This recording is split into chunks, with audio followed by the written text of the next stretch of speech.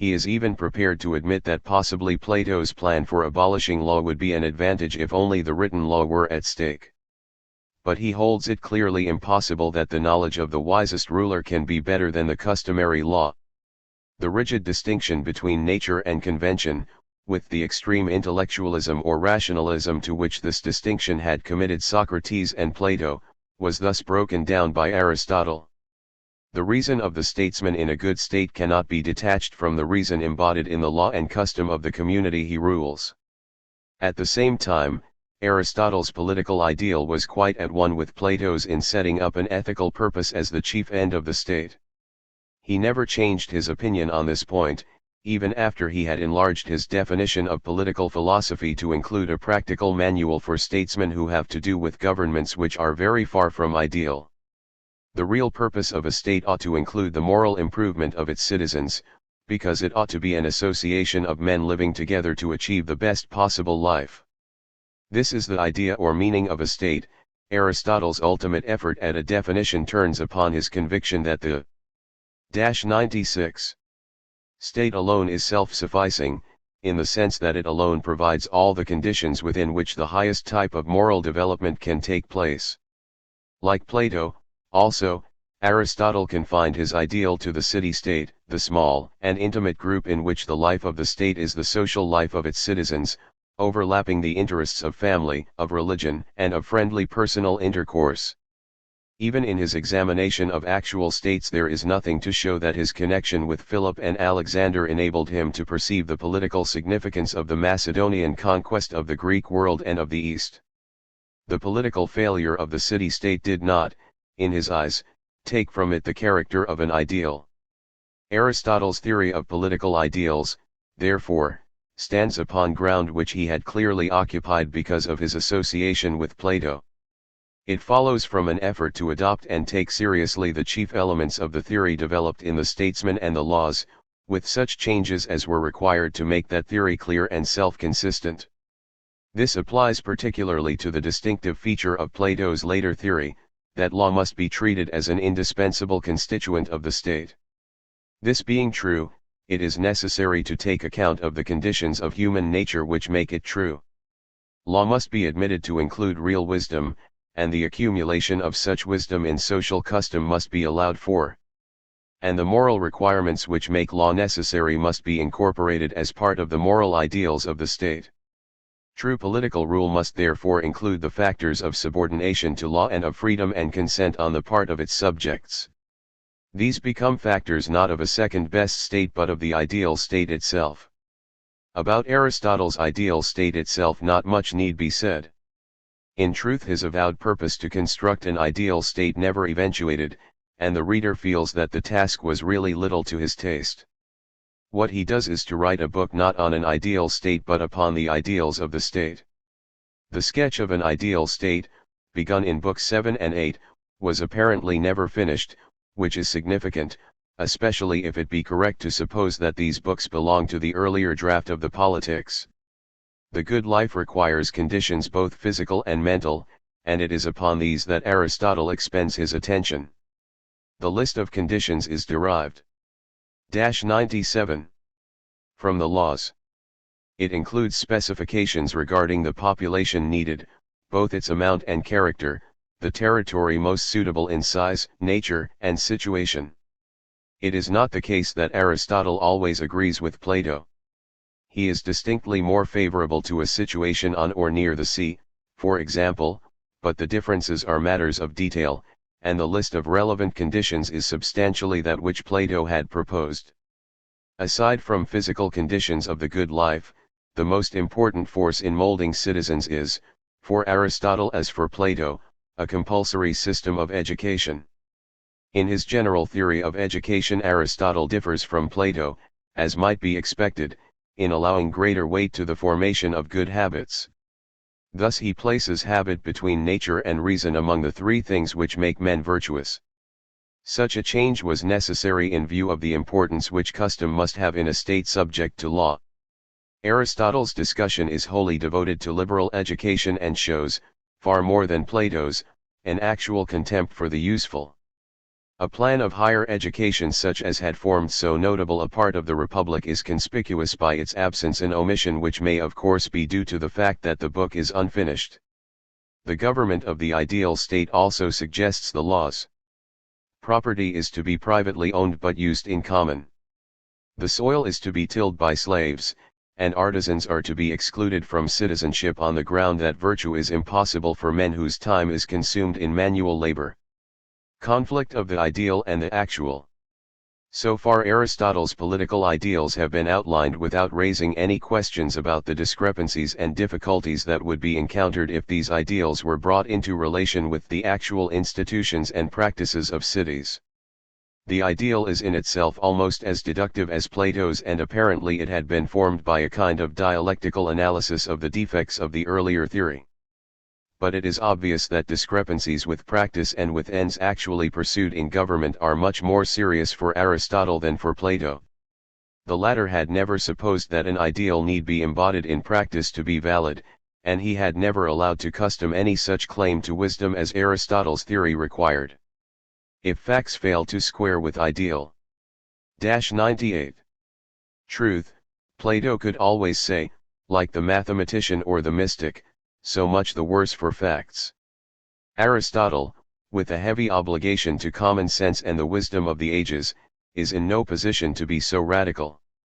He might be reformist but never revolutionary. The whole bent and bias of his thought must be toward the view that the ideal, while conceded to be an effective force, must still be a force within the actual current of affairs and not dead against it. The wisdom inherent in custom must, so to speak, be a guiding principle that takes advantage of such plasticity as actual conditions include to lift them gradually to a better conformation. This is the view of nature which Aristotle finally evolved as a result of his reflection upon both social and biological problems. That Aristotle was by no means at peace with this problem, even when he wrote the treatise on the ideal state, is written large in the complexities of Book 3, in which the crucial questions of the whole work are discussed. The conclusion of the book shows that it was designed as an introduction to an ideal state.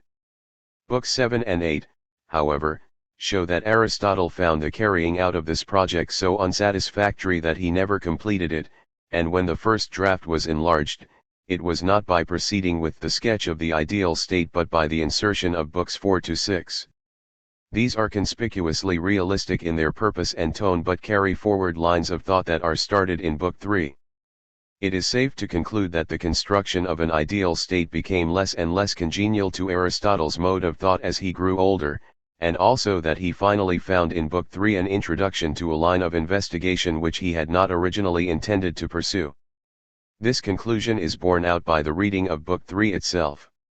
Its complexities are due, in part at least, to the fact that an introduction to the ideal state involves, to Aristotle's mind, a rather extended study of existing kinds of states. Often he is evidently more interested in the empirical study than in the purpose that he had set himself. In short, the reasons which led Aristotle to insert books 4 to 6 after Book 3 were sound, though presumably they were not the reasons which led him to write Book 3 in the first place.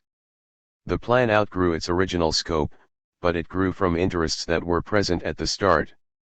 The general nature of the difficulty which Aristotle confronts is 99. Not difficult to see. The political ideal which came to him from Plato presumed that city and citizen are strictly correlative terms.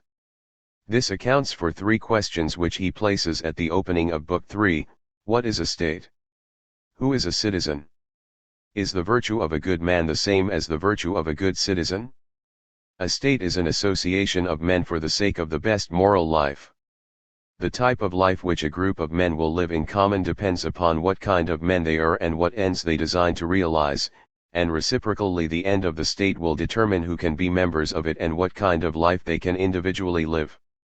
From this point of view, a constitution is, as Aristotle says, an arrangement of citizens, or, as he says elsewhere, a kind of life, and a form of government is the expression of the kind of life which the state is designed to foster.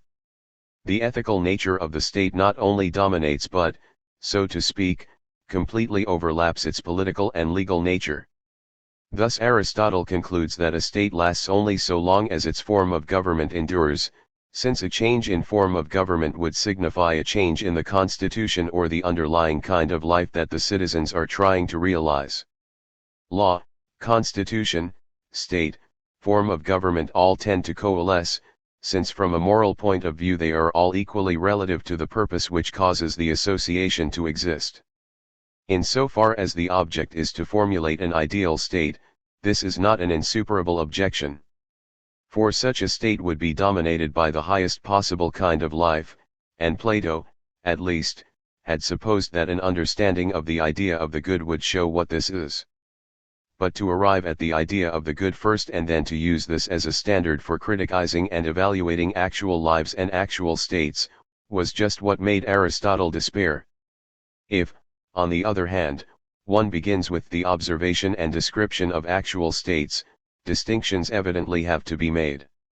The good man and the good citizen cannot be quite identical, as Aristotle points out, except in an ideal state. For unless the purposes of the state are the best possible, their realization will require a kind of life in the citizens which falls below the best possible. In actual states there must be different kinds of citizens with different kinds of virtue. Similarly, when Aristotle defines the citizen as one who is eligible to take part in the assembly and to serve on juries, a definition based upon Athenian practice, he is obliged. 100. To point out at once that the definition will not fit any but a democratic state. Or again, when he concludes that the identity of the state changes with its form of government, he has to add a warning that the new state is not therefore justified in defaulting the debts and other obligations contracted by the previous state. Distinctions must in practice be made. A constitution is not only a way of life for the citizens but also an organization of officers to carry on public business, and therefore its political aspects cannot be forthwith identified with its ethical purpose. Merely to observe these complexities is to feel a difficulty about the construction of an ideal state to serve as a standard for them all. A similar sense of the complexities of his problem is apparent when Aristotle passes on to discuss the classification of forms of government. Here he adopts the six-fold classification already used by Plato in the Statesman. Having distinguished constitutional from despotic rule by the principle that the former is for the good of all and the latter for the good of the ruling class only, he crosses this division upon the traditional threefold classification and thus gets a group of three true, or constitutional, states: monarchy, aristocracy, and moderate democracy, polity, and three perverted, or despotic, states: tyranny, oligarchy, and extreme democracy or mob rule.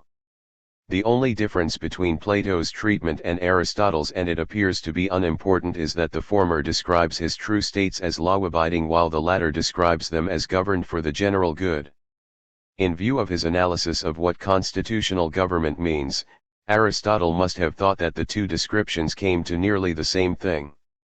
No sooner does he complete the six-fold classification, however, than he points out that there are serious difficulties about it. The first of these is that the popular classification by the number of rulers is superficial and does not say, except by accident, what those who use it mean. What everybody means by an oligarchy is a government by the rich, just as a democracy is a government by the poor. It is true that there are many poor and few rich, but this does not make the relative numbers descriptive of the two kinds of state. The essence of the matter is that there are two distinct claims to power, one based upon the rights of property and the other upon the welfare of the greater number of human beings. 101. Conflicting claims to power. This correction of the formal classification carries Aristotle a long way, for it raises the question, what are the justifiable claims to power in the state? And if there are more than one, how can they be adjusted to each other in such a way as to save them all? Similar questions, as has been said, had already presented themselves to Plato. 11. These questions, be it noted, do not really concern an ideal state, and Plato had not supposed that they did, but the relative merits of actual states, and the relative claims of various classes in the same state. Wisdom and virtue might be said to have an absolute claim to power, at least Plato had thought so and Aristotle did not deny it. But this point is academic.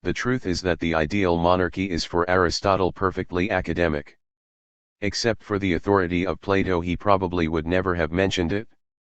He remarks that monarchy according to law is not really a constitution at all, and if this be taken literally, the fact that good government must recognize the supremacy of law really puts the monarchy out of consideration as a true form of government. A monarchy of the ideal type would belong to domestic rather than political rule. Nothing but his acceptance of Plato's six-fold classification brings it into consideration. When Aristotle turns to an examination of existing monarchies, he drops the consideration of an ideal state entirely.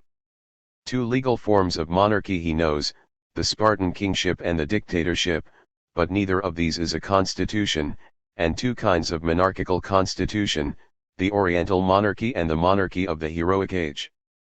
The latter, of course, is conjectural and really outside Aristotle's experience. The Oriental monarchy is more truly a form of tyranny, though it is lawful after a barbarian fashion, since Asiatics are slaves by nature and do not object to despotic government. Substantially, therefore, actual monarchy, as Aristotle knows it, is equivalent to such government as that of Persia. However, the significance of this discussion is less in what he says about monarchy than in the fact that he distinguishes the different kinds. Evidently the six-fold classification of states had already lost its meaning for him as compared with an empirical study of the actual working of governments. It was precisely at this point that he took up again the examination of oligarchy and democracy, that is to say, Greek forms of government in Book 4. The reasons should now be clear why Aristotle's political ideals 104 did not eventuate in the construction of an ideal state. The ideal state represented a conception of political philosophy which he inherited from Plato and which was in fact little congenial to his genius. The more he struck out an independent line of thought and investigation, the more he turned toward the analysis and description of actual constitutions. The great collection of 158 constitutional histories made by him and his students marks the turning point in his thought and suggested a broader conception of political theory. This did not mean that Aristotle turned to description alone. The essence of the new conception was the uniting of empirical investigation with the more speculative consideration of political ideals. Moral ideals: the sovereignty of law, the freedom and equality of citizens, constitutional government, the perfecting of men in a civilized life are always for Aristotle the ends for which the state ought to exist. What he discovered was that these ideals were infinitely complicated in the realization and required infinite adjustment to the conditions of actual government. Ideals must exist not like Plato's pattern in the heavens but as forces working in and through agencies by no means ideal. 105. Chapter 6. Aristotle, Political Actualities. The opening paragraphs of Book 4 of the Politics show a significant enlargement of Aristotle's conception of political philosophy. Any science or art ought, he says, to cover the whole of a subject. A gymnastic trainer ought indeed to be able to produce a finished athlete, but he ought also to be able to supervise the physical education of those who cannot become athletes or select suitable exercises for those who need a special kind of training. The same should be true of the political scientist. He needs to know what would be the best government if there were no impediments to be overcome, in other words, how to construct an ideal state. But he should know also what is best relative to circumstances and what will succeed in any given conditions, even though it is neither the best abstractly considered nor the best under the circumstances. Finally, on the strength of this knowledge he should be able to judge what form of government is best suited to most states and attainable without presuming more virtue and intelligence than men commonly possess. With this knowledge he can suggest the measures that will be most likely to correct the defects of existing governments. In other words, the complete art of the statesman must take governments as they are and do the best it can with the means it has. It might even divorce itself from moral considerations altogether and tell the tyrant how to succeed in tyranny, as Aristotle actually does later. No such radical separation of politics from ethics was intended, but nevertheless the new view of the statesman's art makes it a different subject of investigation from the ethics of individual and personal morality.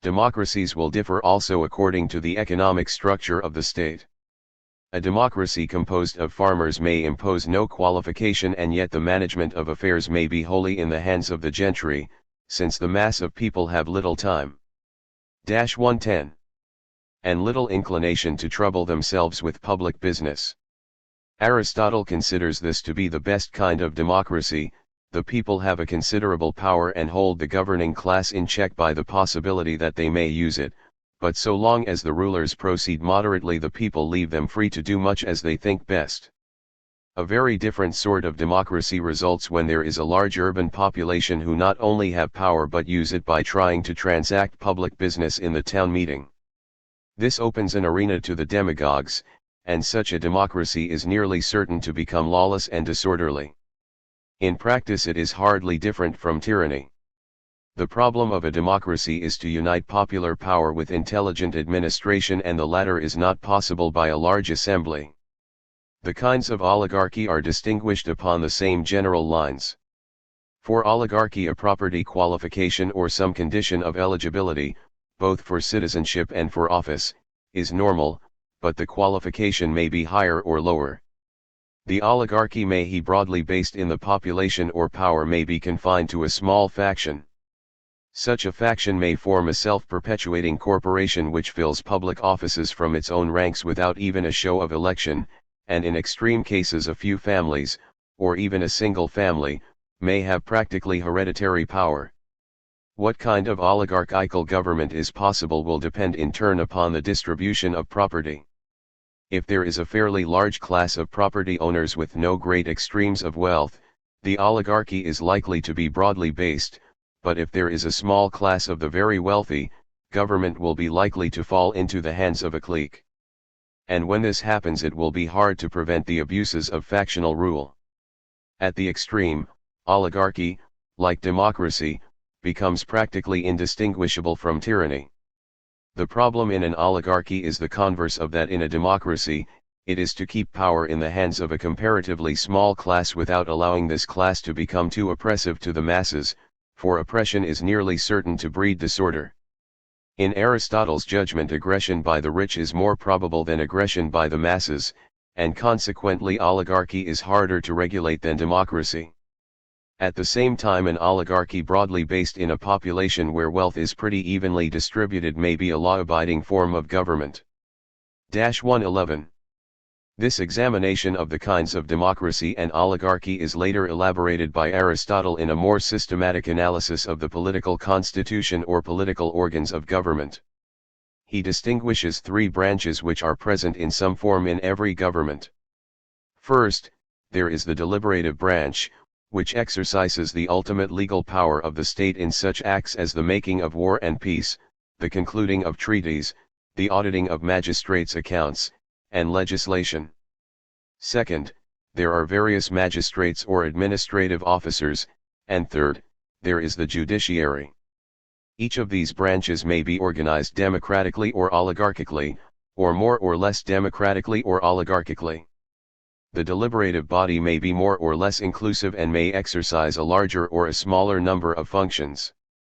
The magistrates may be chosen by a larger or smaller electorate, or in more democratic governments by lot. They may be chosen for longer or shorter terms. They may be more or less responsible to the deliberative branch and may have a larger or a smaller measure of power. In the same way, the courts may be popular, chosen by lot from a large panel, and may exercise powers coordinate with the deliberative branch itself, as at Athens, or they may be restricted in power or numbers and chosen in a more selective way. Any given constitution may be organized more democratically in one of its branches and more oligarchically in another. The best practicable state. The analysis of the political factors in democracy and oligarchy has put Aristotle in a position where he can consider the question which now takes the place of the construction of an ideal state, viz., what form of government is best for most states, leaving aside special circumstances that may be peculiar to a given case and assuming no more virtue or political skill than states can usually muster. Such a form of government is in no sense ideal. It is merely the best practicable average which results from avoiding the extremes in democracy and oligarchy that experience has shown to be dangerous. This sort of state Aristotle calls the polity, or constitutional government, a name applied in Book 3 to moderate democracy. Aristotle would not be averse to adopting the word aristocracy, previously used in its etymology. 112. Logical meaning for an ideal state, in those cases where the constitution leans away from popular government too much to be called a moderate democracy. In any case, the distinctive feature of this best practicable state is that it is a mixed form of constitution in which elements are judiciously combined from oligarchy and democracy. Its social foundation is the existence of a large middle class composed of those who are neither very rich nor very poor. It is this class which, as Euripides had said years before, saves states. For they are not poor enough to be degraded or rich enough to be factious. Where such a body of citizens exists, they form a group large enough to give the state a popular foundation, disinterested enough to hold the magistrates responsible, and select enough to avoid the evils of government by the masses. Upon such a social foundation it is possible to build a political structure drawing upon institutions typical of both democracy and oligarchy. There may be a property qualification but only a moderate one, or there may be no property qualification with no use of lot in selecting magistrates. Aristotle regarded Sparta as a mixed constitution. He was probably thinking also of the government attempted at Athens in 411, in reality a paper constitution which aimed to form a citizen body restricted to 5,000 able to supply themselves with heavy armor, and which in the constitution of Athens Aristotle said was the best government that Athens had ever had. Like Plato, Aristotle is obliged by practical considerations to fall back upon property as a surrogate for virtue. Neither thinker believed on principle that property is a sign of goodness, but both reached the conclusion that for political purposes it offers the best practicable approximation to it. The principle of the middle-class state is balance between two factors that are certain to count for something in every political system. These factors grow from the claims to power discussed in Book 3, but Aristotle now treats them less as claims than as forces. These two he describes as quality and quantity. The first includes political influences such as arise from the prestige of wealth, birth, position, and education. The second is the sheer weight of numbers. If the first predominates, the government becomes an oligarchy; if the second, a democracy. In order to produce stability, it is desirable that the constitution should 113 allow for both and balance the one against the other. It is because this is most easily done where there is a large middle class that this kind of state is the most secure and the most law-abiding of practicable constitutions. In some respects Aristotle sees safety in numbers, because he believes in the collective wisdom of a sober public opinion and thinks that a large body is not easily corrupted. But especially for administrative duties, men of position and experience are the best. A state that can combine these two factors has solved the chief problems of stable and orderly government. Undoubtedly Greek history bears out this diagnosis of the internal difficulties which the city-state had to meet.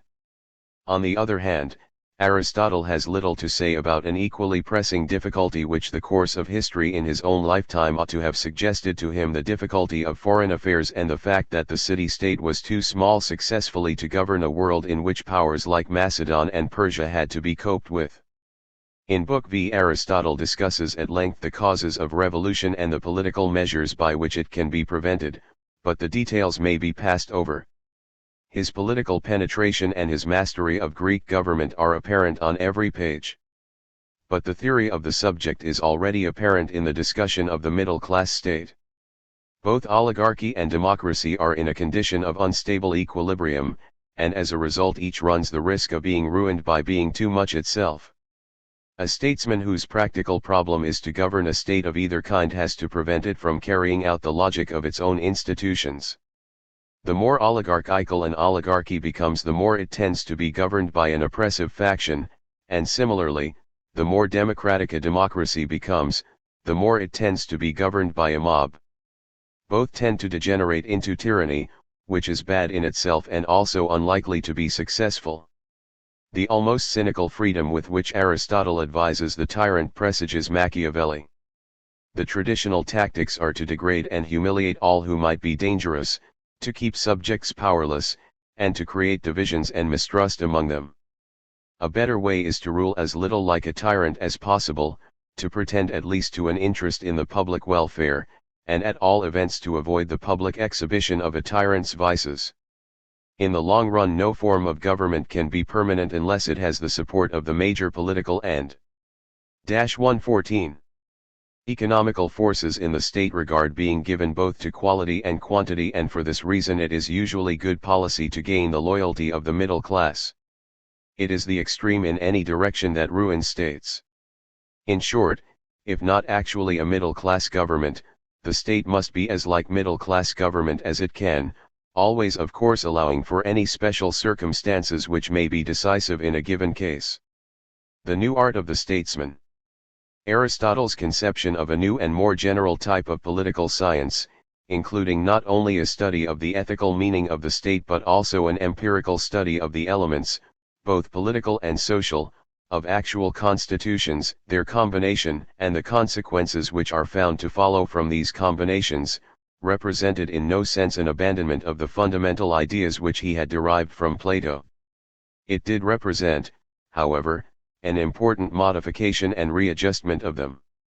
The objective is still the same in so far as it looks to an art of statesmanship able to direct political life to morally valuable ends by means rationally chosen. The state is still to realize its true meaning as a factor in a civilized life, and the discovery of this meaning is therefore still of vital importance. The direction of political life along the lines best adapted to give the state its true meaning is a work to be performed by intelligence. It is the subject of a science and an art, and therefore as different for Aristotle as for Plato from the mere sharpness of a designing politician, the bungling of a popular assembly, or the rhetorical cleverness of a demagogue or a sophist. What Aristotle did was not to abandon the ideal but to work forward to a new conception of the science and of the art based on it. Plato had believed that politics could be made the subject of a free intellectual or speculative construction by grasping once for all the idea of the good, though the writing of the laws is enough to show that in the end he was forced substantially beyond this conception of the task.